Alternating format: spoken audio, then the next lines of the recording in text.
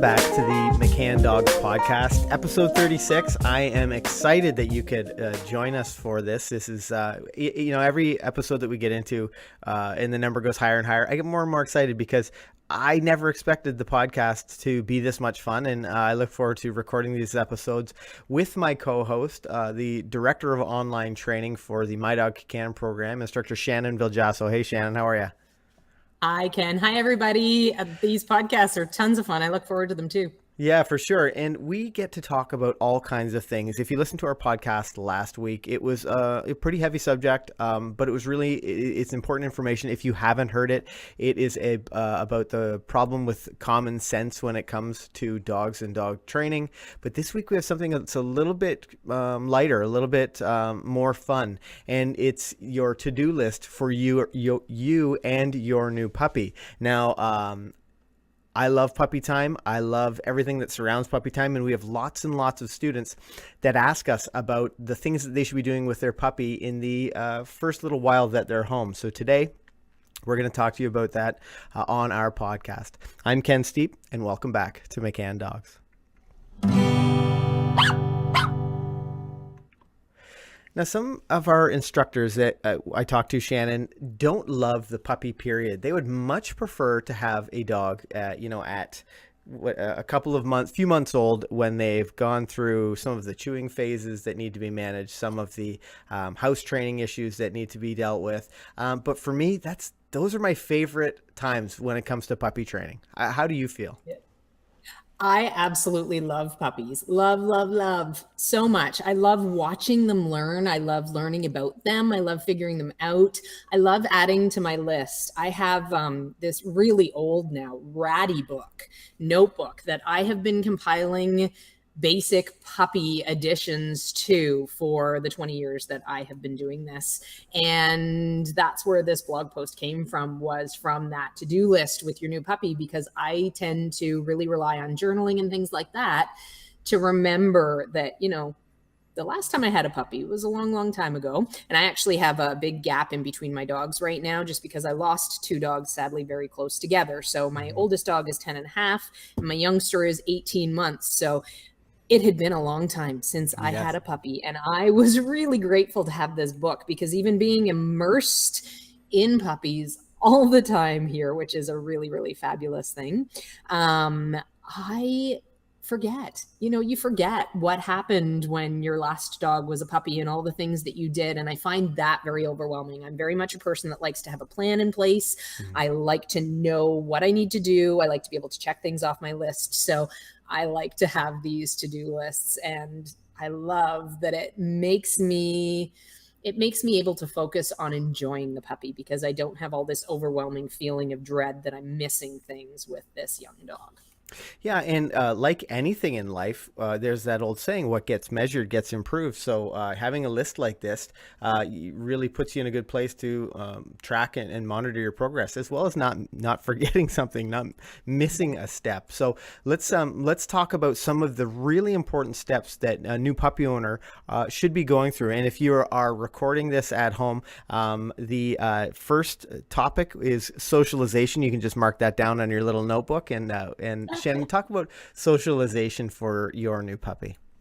Absolutely. So getting your dog out and exposed to things in its new life early on is a really, really important thing. And of course, you always need to be cautious with young puppies that still haven't had their full vaccination series and whatnot.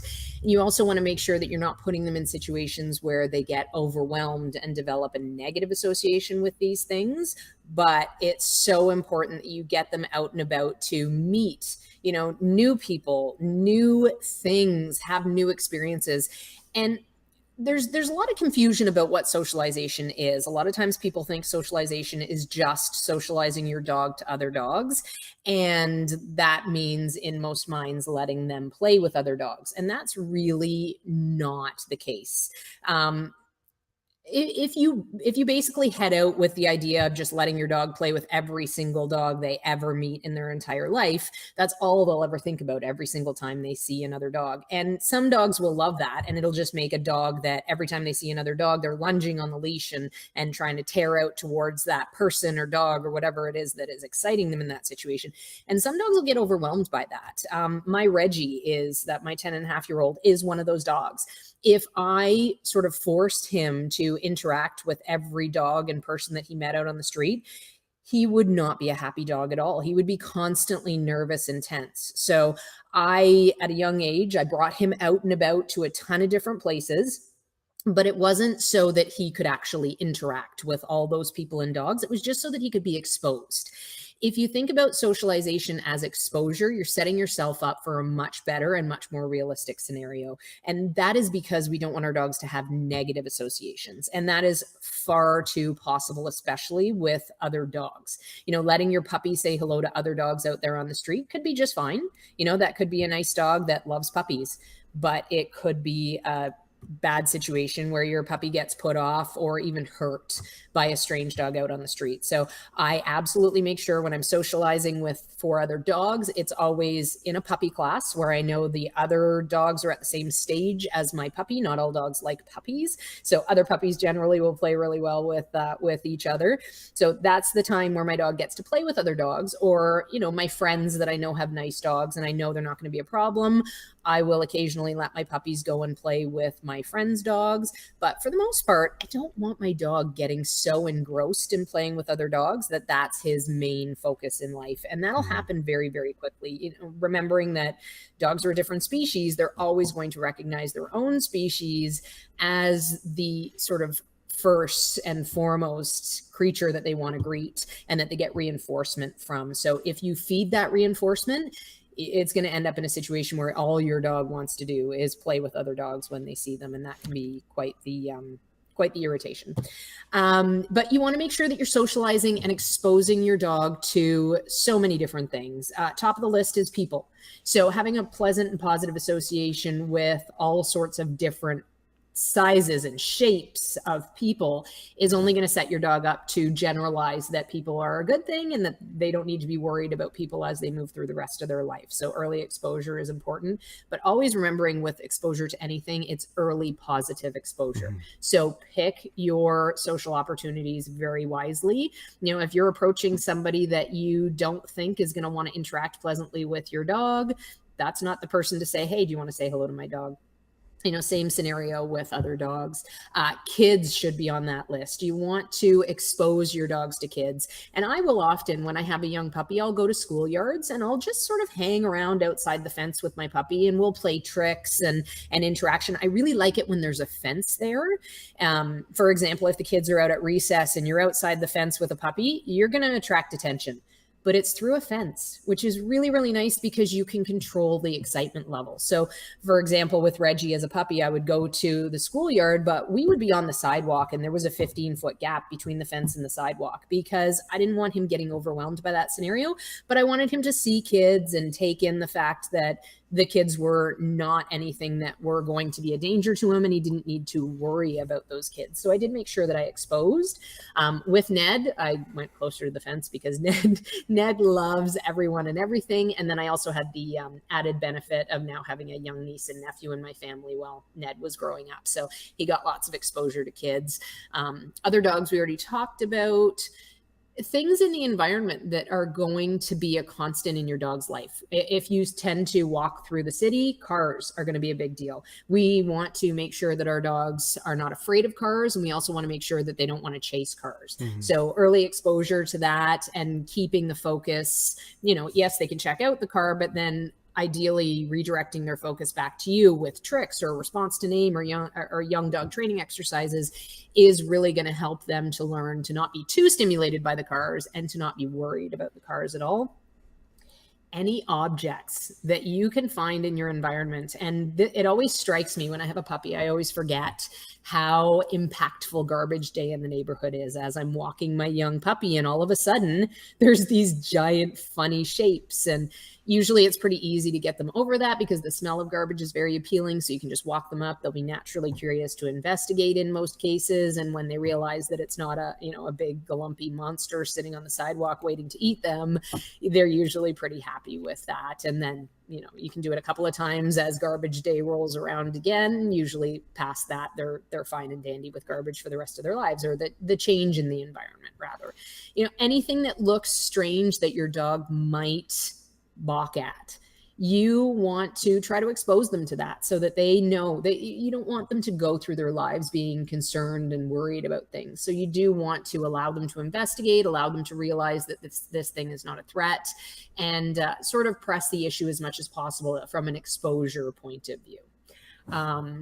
Different places that have different smells, different sounds, things like that are going to be really useful to expose your dogs to. I like to go, when I have a young puppy, I like to go to the PetSmarts and the Wren's Pet Depot, and anywhere that allows dogs. And there's some Canadian Tires that do now, but I will always keep my puppy up in arms. So if I have a puppy that hasn't had their full vaccination series yet, that puppy is being carried through those places with me just so that he can experience going through a Canadian Tire and all the people saying hello, and he can experience, the sights and sounds of a busy store, but I'm not going to risk any contamination happening as far as illness.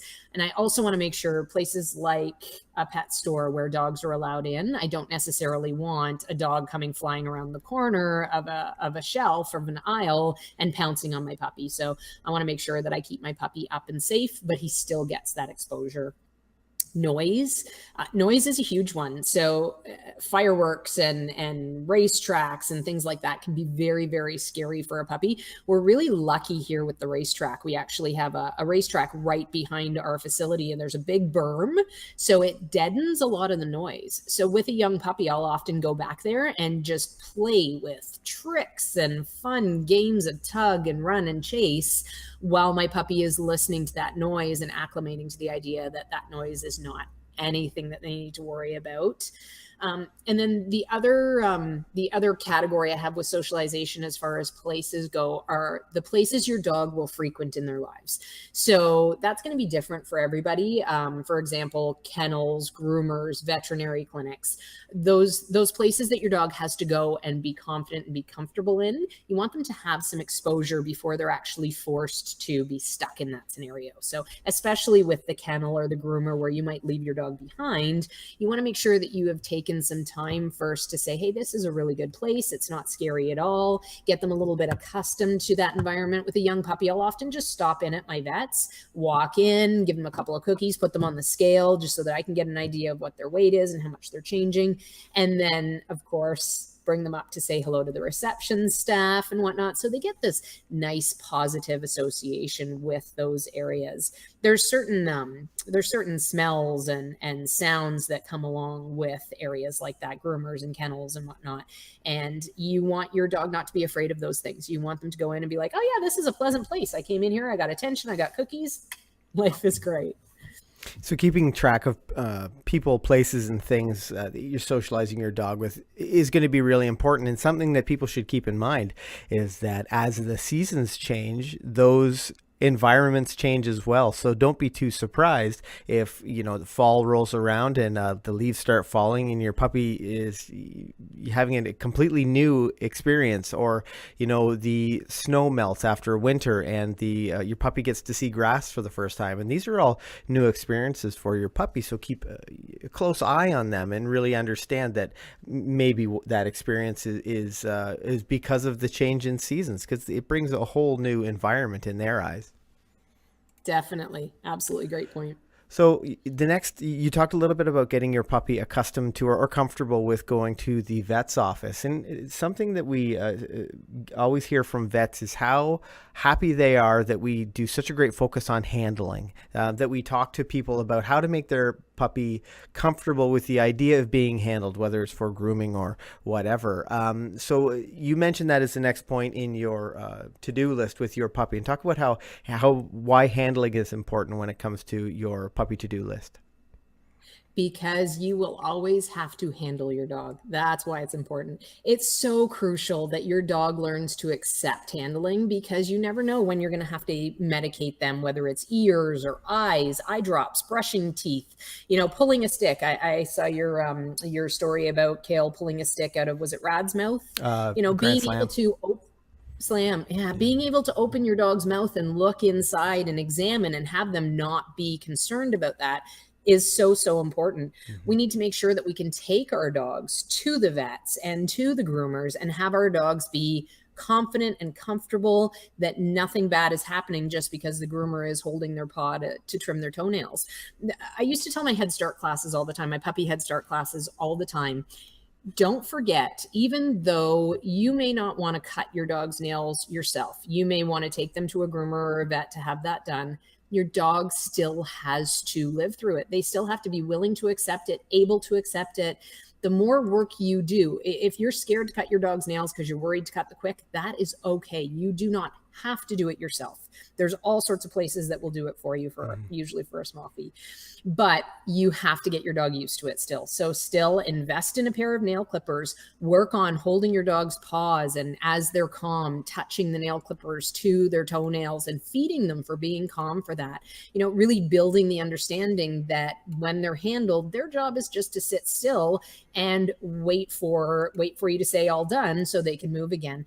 And you cannot practice this enough. High value rewards, touching in any body part, and keeping in mind that every dog's going to be a little bit different. So for example, if I had a Wheaten Terrier and I knew that I was going to clip my dog's coat, I would make sure that my dog was used to the sound of the clippers, the sound of the blow dryer.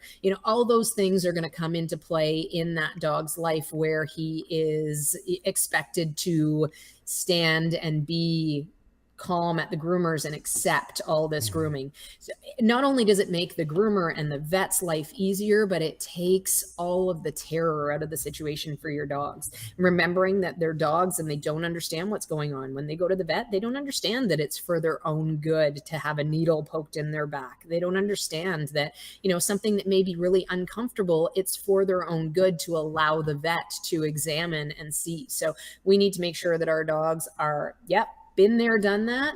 I absolutely am fine with you palpating my belly, looking in my ears, looking down my throat, brushing my teeth, all of the things that they're going to have to be exposed to in their lifetime. That handling is so important to create a nice positive association with. And we have a million different resources available to you, our podcast audience, available online. And I'll drop some links to those in the description below, because I think it's such an important thing, and it's always something that we hear back from the vets who send us students. They say, like, it's so great to have these McCann trained dogs come in because they're so comfortable with being handled. It's because we put such a focus on it. We know how important it is for you to be able to handle your puppy. Now, another thing that Shannon and I have created some resource and some content for are food bowl and possession games. And getting to your puppy early with this sort of good information is really, really helpful. And talk about some of the food bowl and possession games that you would do with your new puppy, Shannon. Yeah, definitely. So I will do a lot of work with, if they're having an early chew when they're a young puppy, I'll often hold the chewy so that they get used to the idea of me holding them and holding the chewy. And, we'll just snuggle on the couch and watch some TV, and they're chewing on, it's usually a Bullwinkle or something like that. They'll be chewing on that bully stick while we're watching TV and I'm snuggling with them. And they just get used to the idea that I am the bringer of good things. I'm not going to take this away from you. Please don't be concerned that I'm going to take this away from you. So I will make sure that once my dog graduates to the point that they are chewing on their own, they're maybe lying down on their bed in the living room and they're chewing their bone. And I will get into the habit of walking by and dropping some really great treats. And I mean like the bacon, the steak, the hunks of cheese, something that is like, wow, I got this wonderful thing when you approached me while I was eating. And a little bit of a caveat, if you start to see reaction from your dog in the form of any type of aggression, whether it's growling, whether they're freezing as they're chewing and you approach, anything that you think, oh, I don't really like that, you need to contact a behaviorist and nip that in the bud. It is so, so important to deal with those behaviors rather than avoiding them. And don't move forward with any games or anything like that, because they could make things worse if you're already seeing a problem. If your dog is learning swimmingly that you're not a threat when they've got something of value. Keep going with these games. Make it really positive when you approach. Every once in a while you can reach in, take the bone, give them that wonderful treat, that hunk of bacon or whatever out of your other hand, and then give them back the bone again. And it's really such a win-win situation for the dog. As far as food bowl, similar situations. I wouldn't do this every single time I fed my dog a meal, because that's going to get annoying in a pretty quick amount of time. And a lot of the times that annoyance with the dog will actually turn into a problem. So what we want to do is just do it occasionally, let them eat in peace for the most part, but every once in a while come by and drop something really wonderful in their bowl. We've got a blog post on food bowl games, and we have got a podcast, I believe, as well, that we did on food bowl games. So there's a lot more extensive information in there. But yeah, definitely working through that is going to set you up for a lifetime of hopefully never having to worry about your dog showing possession over food or over their favorite toys. And it really allows you to build on a foundation of successful repetitions. And that's really what we want to do. We don't want to discover that we've got a problem and then have to work through it. It's so much easier to just give our dog good information from the beginning, and then you have no challenge to deal with. Now, we talk about... It builds the trust.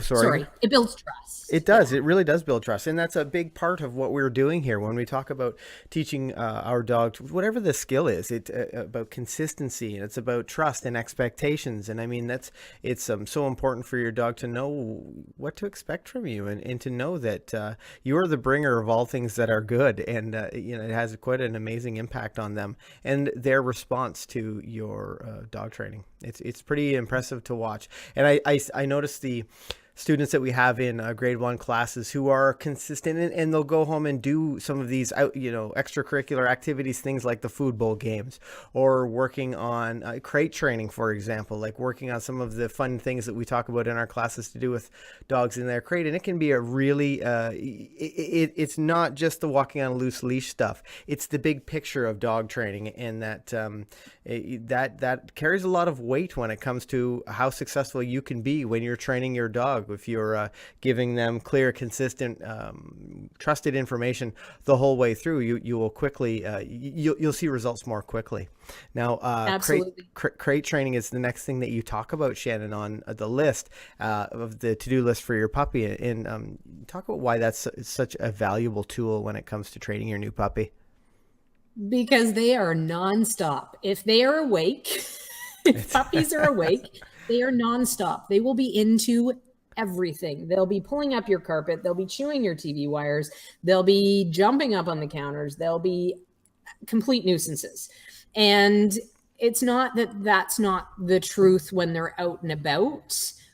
But what we want to do is we want to manage the amount of time that they spend being those complete nuisances. They are exploring the world. And I mean nuisances, of course, in the nicest way. Oh, of course, we yeah. Our nuisance puppies. But we want them to learn. We want them to learn the right things.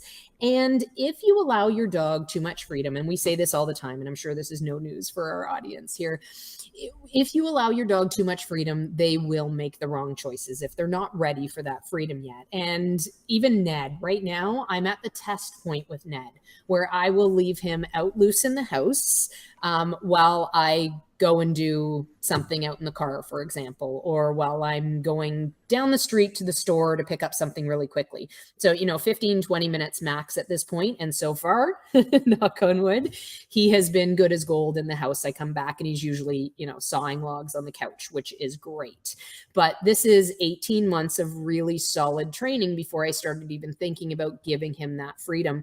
And I say he's 18 months old. That's not a guideline by any stretch. With my first toller, Jaden, that dog was 2.5 before I even thought about the idea of giving him enough freedom in the house where he would be free to make his own choices. So every dog is going to be a little bit different. You've got to gauge that dog. When was the last time I remember that dog getting into mischief?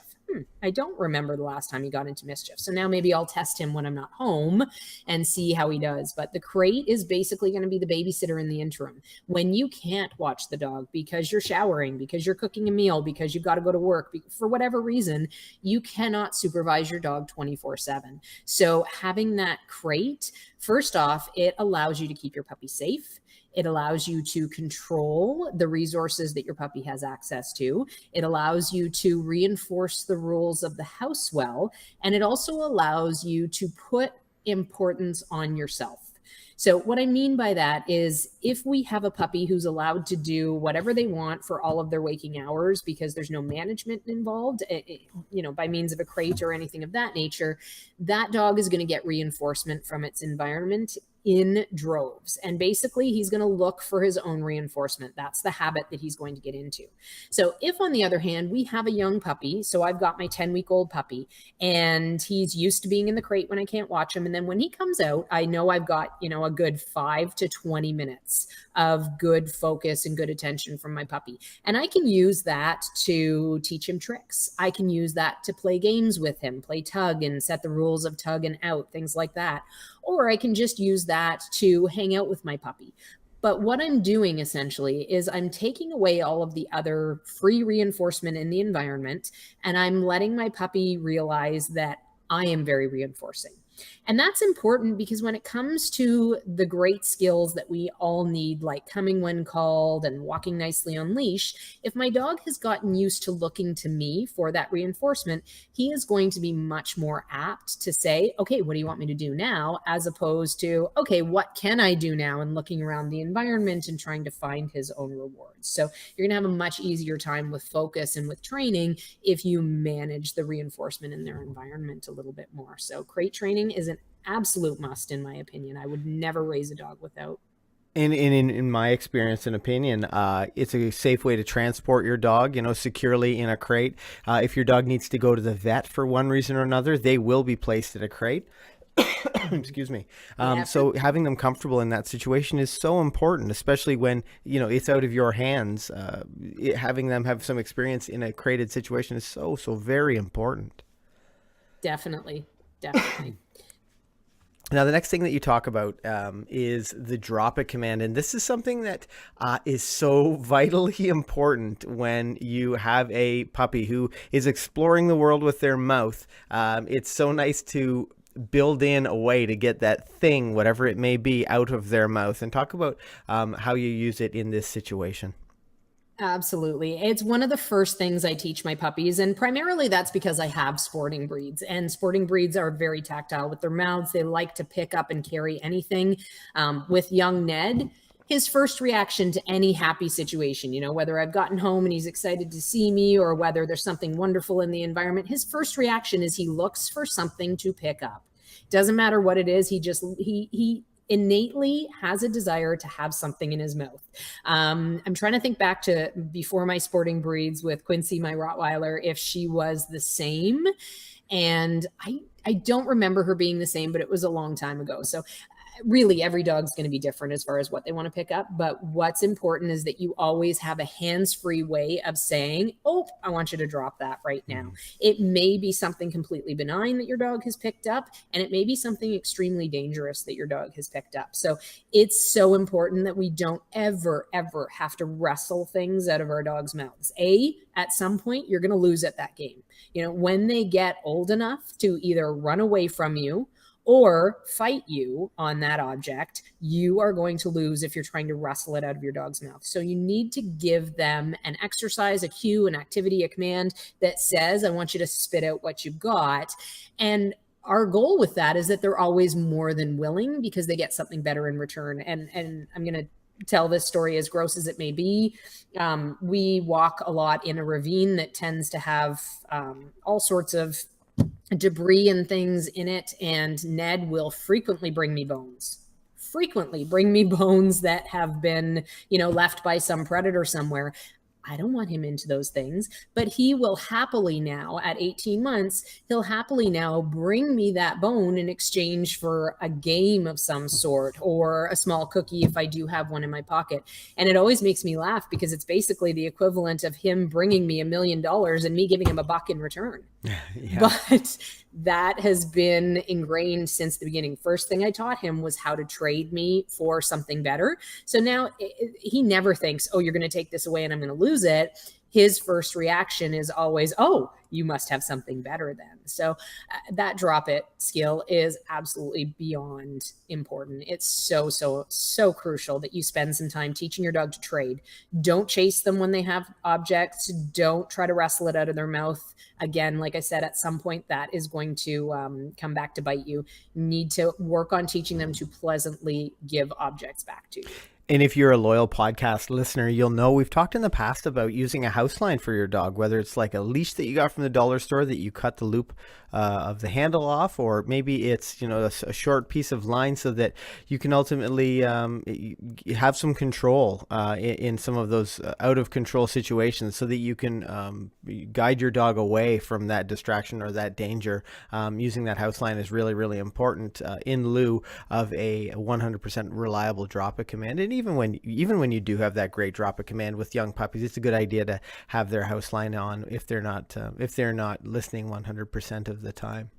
Now, Shannon, you talked a little bit about taking Ned to a busy environment outside of like a public school and doing some tricks with him. And now I really think that people overlook the value of trick training. It is such a powerful tool. Talk about its importance when it comes to your puppy to-do list. Absolutely. Tricks are, first off, they're so fun. It's so much fun to teach a dog how to do tricks. And when people see puppies waving and spinning, and it's just the most adorable thing in the world to teach your puppy tricks. But there's so many important reasons to teach tricks, and it's not just for showing off and having fun with your puppies. First off, it teaches your puppies how to learn. So with any behavior, there's really three specific ways that you can teach a behavior. You can lure it, you can shape it, or you can capture it. And with all of those methods, you're giving your dog new tools to learn. So if I'm luring my dog into a behavior, or into a position rather, say for example, I'm teaching my dog to spin. I might take a cookie and I might let him follow the cookie into the spin, and my dog is learning how to follow a lure, which is a great lesson. And that's going to help me for things like trying to lure my dog into a sit or a stand or a down position.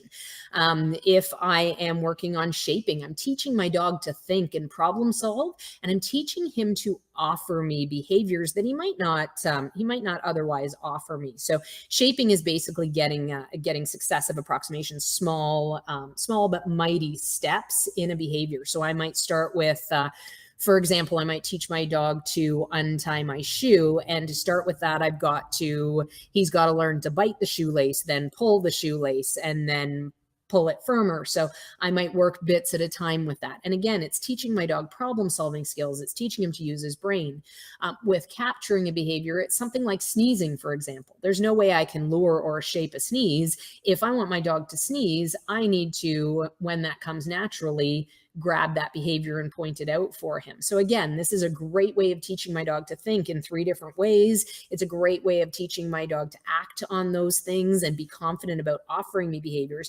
And then the nice thing about tricks, because there's no pressure with tricks, if the dog gets a trick wrong, the worst thing that happens is you're going to try again. There's never going to be any social or physical pressure with tricks. So dogs are really eager to perform tricks, even in situations where they're not necessarily comfortable. So for example, if I had taken Ned to that schoolyard and I wanted him to be focused on me and be confident about being focused on me, even with the screaming kids behind him and all the excitement behind him, I am going to use something like tricks when he's a young dog, especially, to keep that focus and really reinforce him focusing on me in that environment, despite all the distractions that are surrounding him. So tricks have such a very, very good way of convincing dogs that working is fun, and working for us specifically is very fun as well.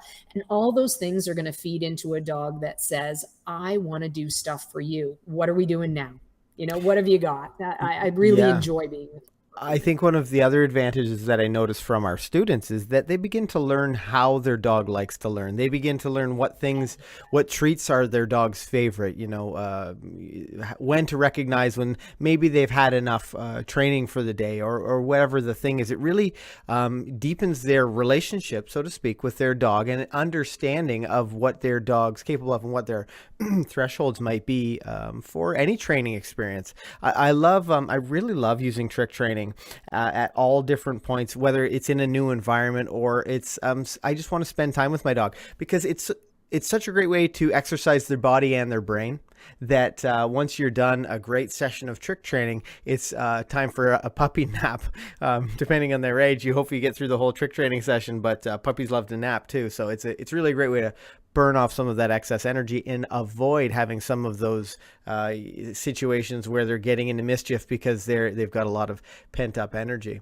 Now, when we talk about training, we have the My Dog Can online training program. Shannon is the director of that program. Tell us a little bit about the My Dog Can program, Shannon.